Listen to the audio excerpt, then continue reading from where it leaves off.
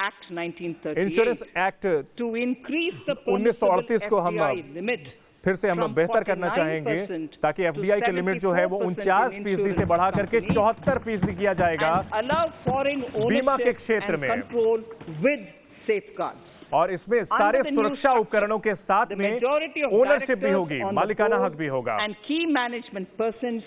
और जो अहम जो इसमें जो मुख्य मैनेजमेंट के लोग होंगे वो भारत के होंगे, और इसमें इंडिपेंडेंट डायरेक्टर भी होंगे, और इसमें एक निश्चित प्रतिशत लोग होंगे जो होंगे वो आम लोग होंगे।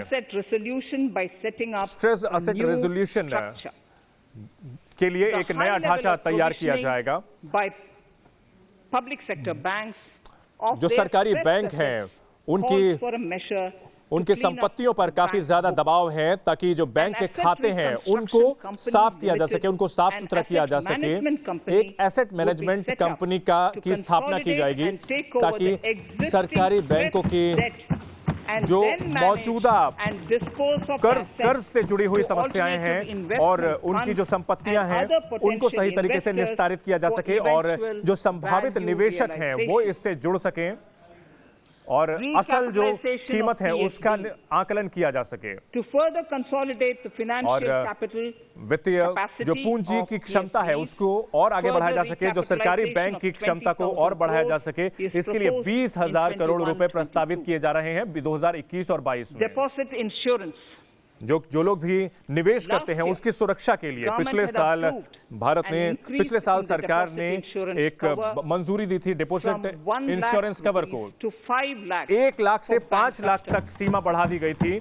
जो लोग जिन्होंने जमा करता है उनको राहत मिल सके,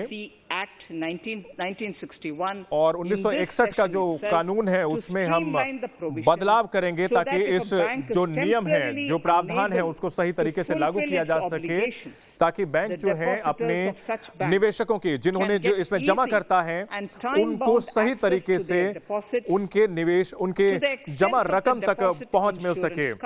और जो निवेश की सीमा है वो 5 लाख तक हुई है और इससे लोगों को फायदा मिलेगा। जो कर्ज देने में जो अनुशासन है वो बहुत जरूरी है, और इसके लिए जो छोटे कर्ज लेने वाले हैं, जो एनबीएफसीज हैं, उनके ढांचे में थोड़ा बदलाव किया जाएगा। जो उनकी वित्तीय संपत्तियां हैं उनको सही तरीके से सही किया जाएगा। 2002 का जो कानून है उसमें हम बदलाव करेंगे, और जो मौजूदा स्तर है 50 लाख का उसको घटाकर 20 लाख किया जा रहा है एनबीएफसीज के लिए। जो कंपनी के मामले हैं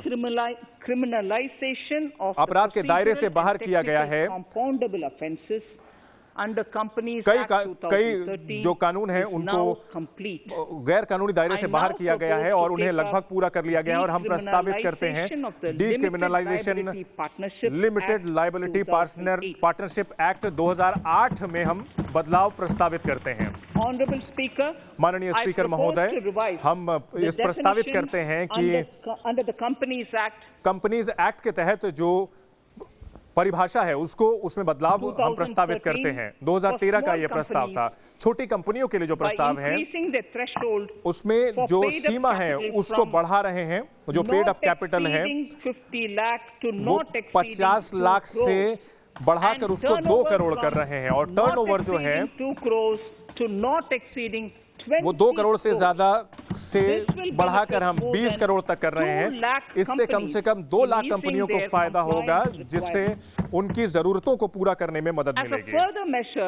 इसके अलावा हम जो उपाय उठा रहे हैं जिससे कि स्टार्टअप को फायदा मिलेगा, और जो नए लोग हैं, इनोवेटर्स हैं, हम उन लोगों को फायदा देंगे। 1% जो कंपनी है उनको इंसेंटिवाइज किया जाएगा, उनको 1% जो कंपनियां होंगी वो पेड अप कैपिटल में बिना किसी सीमा के बढ़ सकेंगे, और वो किसी कंपनी दूसरे कंपनी के तौर पर बदलना चाहते हैं तो रेसिडेंशियल लिमिट जो है वो भारतीय नागरिकों के लिए वो 1% होगी।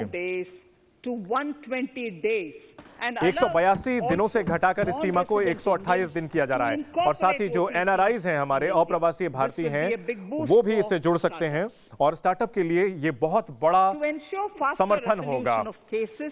जो ऐसे मामले हैं जिनका सही तरीके से निपटाया जा सके, NCLT का जो ढांचा है उसको बेहतर किया जा सके और इसको हम डिजिटल तरीके से निपटाएंगे और कर्ज देने के जो मामले हैं उनको सही तरीके से निस्तारित करेंगे। अगले वित्त वर्ष में हम एक डेटा एनालिटिक्स लॉन्च करेंगे, आर्टिफिशियल इंटेलिजेंस को लगाएंगे, मशीन लर्निंग लाएंगे, 2.1 वर्जन 2.1 वर्जन 3.0 MCA 21 वर्जन 3.0 लागू किया जाएगा। ये जो 3.0 वर्जन है, इसमें कुछ अतिरिक्त पाठ्यक्रम जुड़े हुए होंगे, ई कंसल्टेशन और कंप्लायंस मैनेजमेंट भी जुड़ा हुआ होगा।